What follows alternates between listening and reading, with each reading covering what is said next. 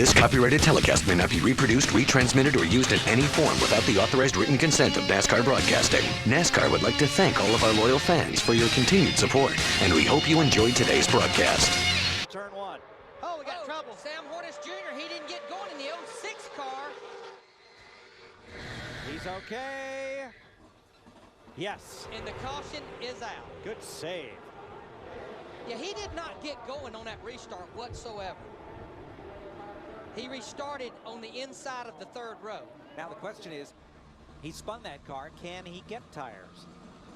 I believe he can, Mike. In the interest of safety, I think it would come back in because they just got restarted, so putting tires back on there would not be an advantage for this race car.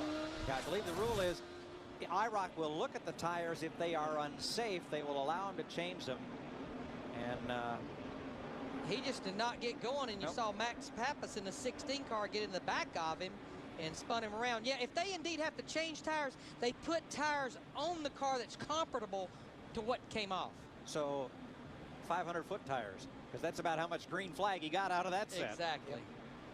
But you can see how much gap had opened up between Ryan Newman and Sam Hornish Jr.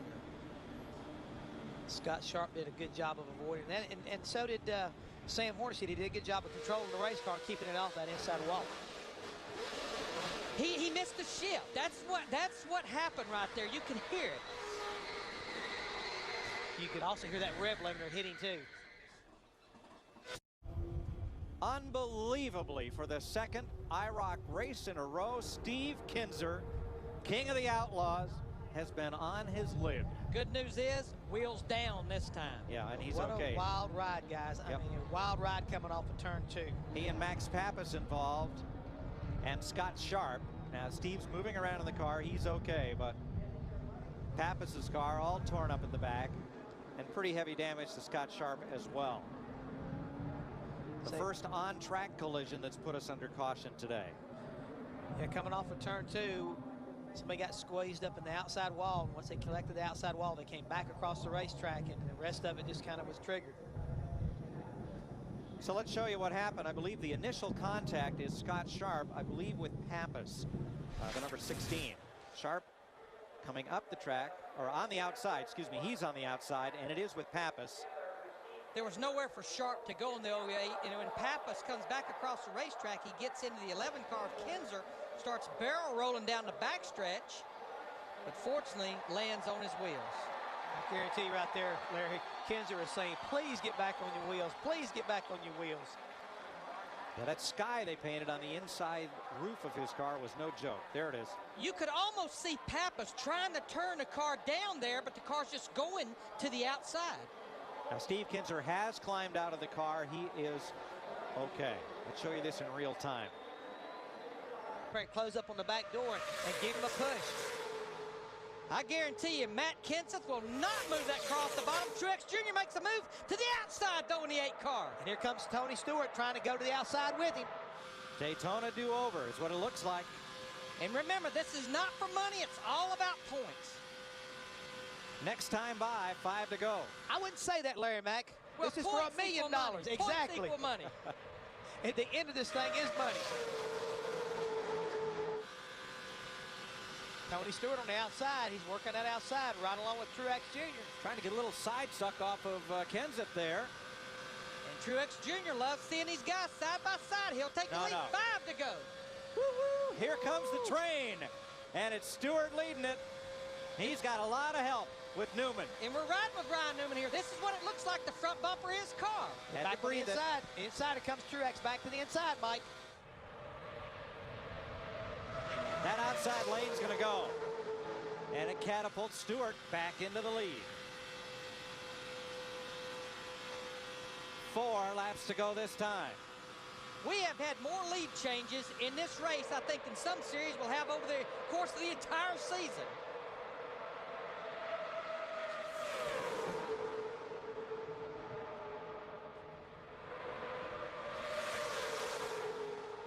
Stewart leads off of turn 2, but guys, I'm not too sure that he can get far enough away to be able to hold him off here again. Maybe he can, but it'll be interesting to see, because here comes Ryan Newman. 8 times an IROC race winner has started last on the grid. Going for 9. 11 lead changes so far. I don't think we're done. And I'll guarantee you, Tony Stewart in that 20, he's driving out the mirror as much as he is out the windshield. 3 laps to go. And Kenseth has been kicked back to 6th place, and maybe further. He knows he's got to protect the outside, but he's got to stay right against that white line on the bottom. 2.5 laps to go. He can't bind that car up too either down at the bottom where if he does, somebody will swing by on the outside and pass him. Tony Stewart has never won a race at Texas Motor Speedway. He is 2 laps away. Ryan Newman in that 12 car staying right with him. I'm sure he's waving that right hand off at Martin Truex Jr. in the 8 car behind him. The guy that I'm watching, guys, is in that number 6 car. He's back there lurking, trying to figure out what these guys up front are going to do. I'm going to go the opposite way. Maybe I can pull off a steal here, get back to victory lane. Mark Martin is 4th, and I don't think anybody can pass Stewart without a lot of drafting help. It will have to have help to do it on the outside. He's not going to give the bottom up. White flag.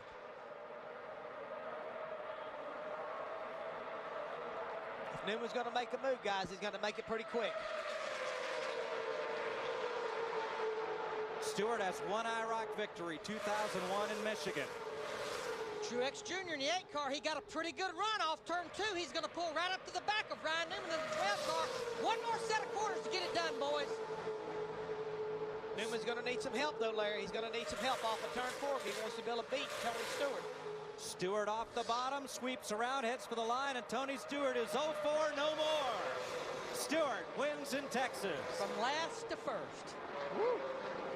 Ryan Newman 2nd, Martin Truex Jr. 3rd, Mark Martin 4th, and Matt Kenseth 5th.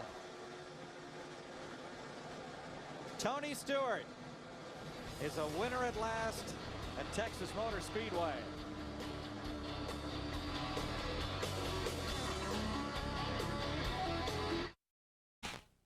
This copyrighted telecast may not be reproduced, retransmitted, or used in any form without the authorized written consent of NASCAR Broadcasting. NASCAR would like to thank all of our loyal fans for your continued support, and we hope you enjoyed today's broadcast.